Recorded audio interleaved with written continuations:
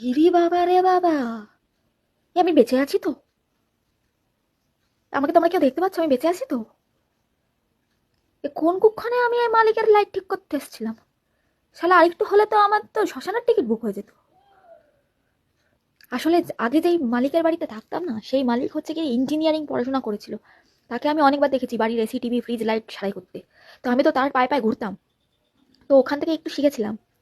তার জন্য দেখলাম যে এই বাড়ির মালিকের যখন লাইটটা খারাপ হয়ে গেছে, একটু ঠিক করে দিই। ইরি বাবা, এ তো লাইট ঠিক করতে গিয়ে তো আমার গায়ের লোম খাড়া হয়ে গেল। ভাই আরেকটু হলেই তো আমি ছাই হয়ে যেতাম। এমনিই কালো, হয়তো খুঁজে পাইতো না আমারে কেউ। বাবারে বাবা, নরকের দর্শন পেয়ে গেলাম। বেঁচে আছি তো আমি? আমাকে কেউ দেখতে পাচ্ছ? দেখতে পেলে একটু জানিও তো। হরে কৃষ্ণ হরে কৃষ্ণ হরে কৃষ্ণ হরে কৃষ্ণ হরে কৃষ্ণ।